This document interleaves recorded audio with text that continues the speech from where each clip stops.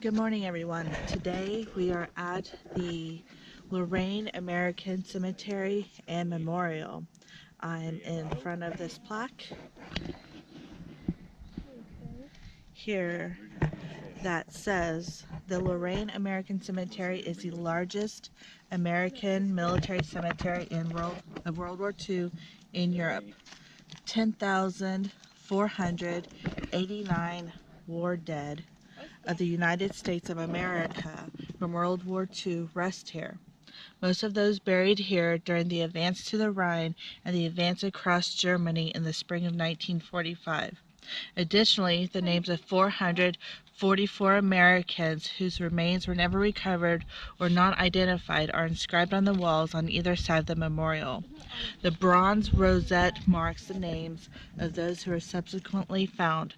151 headstones mark the graves of unknowns. The construction and care of this 113.5-acre cemetery and memorial are the responsibility of the American Battle Monuments Commission, an agency of the United States government. Use of the land was granted in perpetuity by the people of France. It says the graves in these World War I and World War II cemeteries number approximately 39% of those originally buried. The remains of the other 61% were returned home at the request of the next of kin. A white marble headstone marks each grave, a Star of David for those of Jewish faith, and a Latin cross for all others. Each of the memorials are inscribed with the names of the missing who gave their lives in that region. So this is where we are going to be looking at today.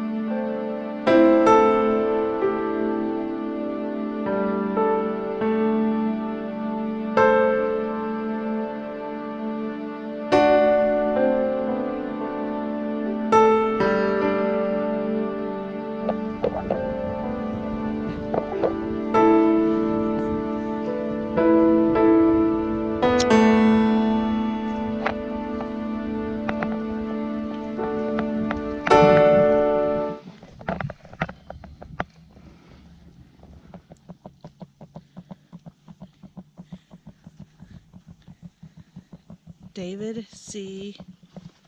Weber died when he was only 25 years old.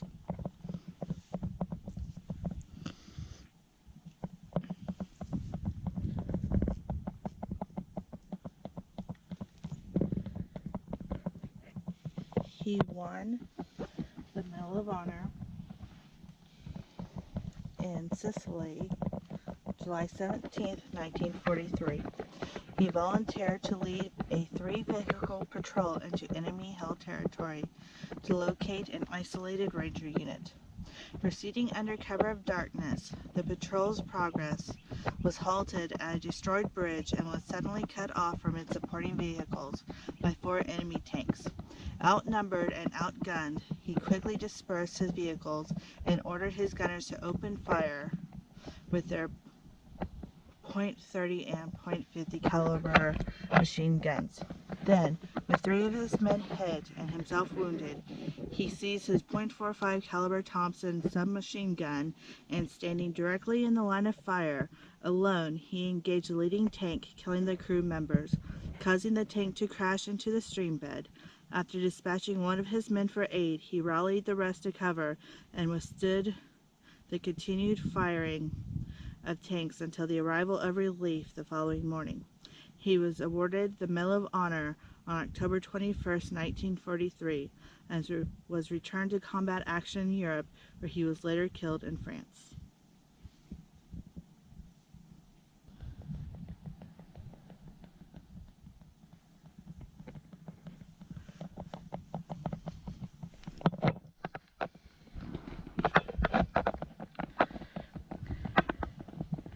Staff Sergeant Andrew Miller died when he was 28 years old. He served in the U.S. Army during World War II as Staff Sergeant in Company G, 377th Infantry, 95th Infantry Division.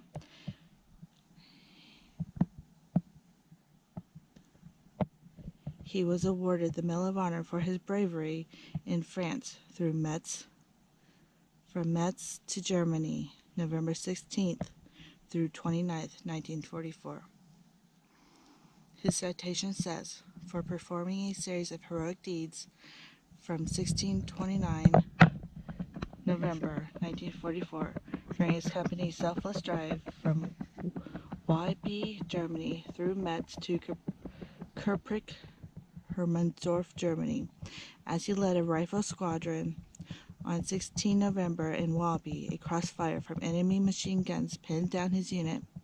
Ordering his men to remain under cover, he went forward alone, entered a building housing one of the guns, and forced Germans to surrender at bayonet point.